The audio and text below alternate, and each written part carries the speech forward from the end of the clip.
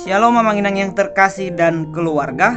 Kita bertemu kembali dalam renungan Carpe Diem di minggu yang baru ini, Senin 22 Agustus 2022. Kita bernyanyi dari buku Ende nomor 230, ayatnya yang pertama dan ayatnya yang keempat.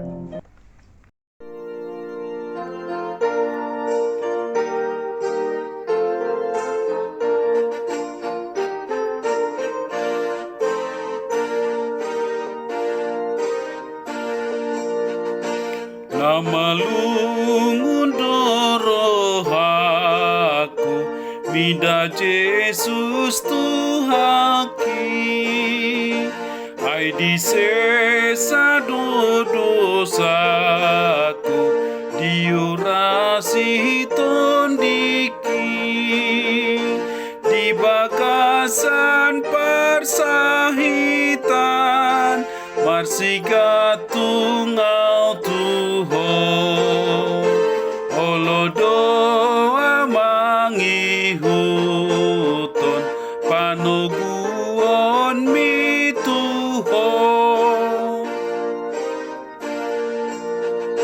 molopos roham di Yesus tinggal di tangan naik sonang maroham sai tulus doluhut sinakapi jadi sai togi honona homuse tu surgoi gabena sauga sana dohot homane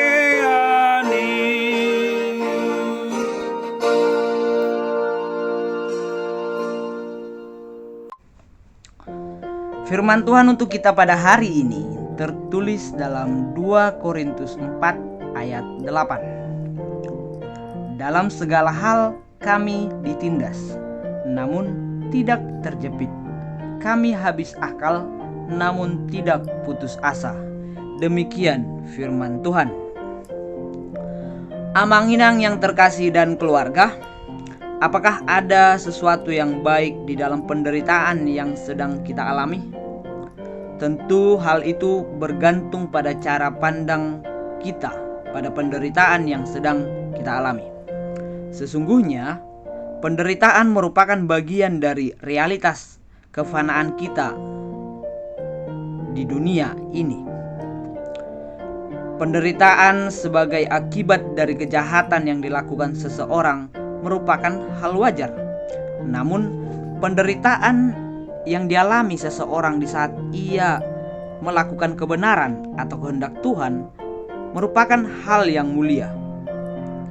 Pengalaman orang-orang yang menderita di saat melakukan kehendak Tuhan selalu menarik dan menginspirasi kita yang mendengarkannya. Kepada jemaat di Korintus melalui suratnya, Rasul Paulus mengisahkan penderitaannya dan rekan-rekannya di saat melakukan kehendak Tuhan, yaitu memberitakan Injilnya kepada banyak orang yang berada di wilayah Asia Kecil. Menyikapi kesulitan dan tekanan berat yang mereka hadapi, mereka tidak menyerah pada situasi. Sebagaimana ia berkata, dalam segala hal kami ditindas, namun tidak terjepit. Kami habis akal, namun tidak putus asa. Amang Inang yang terkasih, di dalam kata-katanya itu, Rasul Paulus secara jujur mengakui kerapuhan mereka sebagai para pemberita Injil, sekaligus kemahakuasaan Tuhan yang terbukti melalui diri mereka.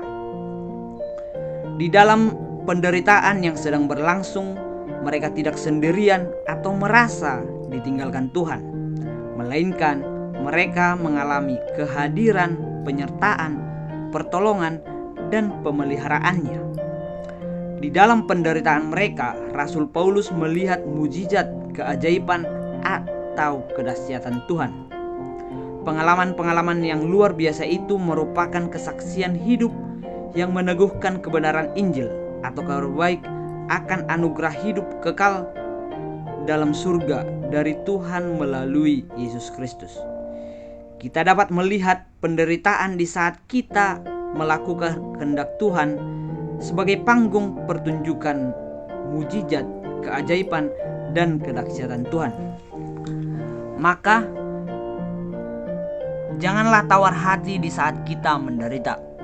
Janganlah tawar hati ketika kita menderita, karena senantiasa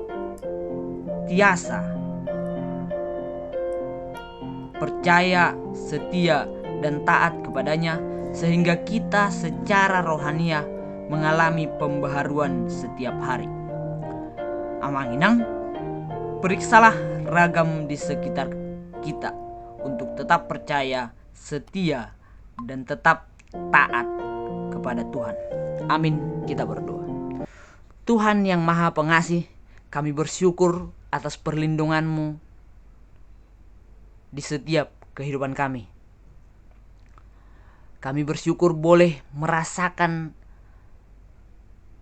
setiap berkat-Mu di dalam hari-hari kami.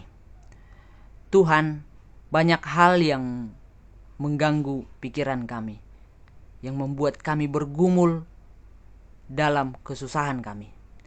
Namun kami yakin dan percaya Tuhan menguatkan kami dan memberi kami kekuatan, seperti Tuhan memberkati Rasul Paulus di tengah penginjilannya.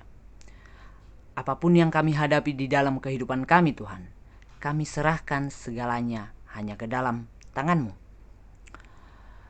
Tuhan, di sepanjang hari ini kami serahkan hidup kami hanya ke dalam tangan-Mu. Lindungi dan jagai kami dalam naungan kasih-Mu. Dalam nama Kristus Yesus kami berdoa dan bersyukur. Amin.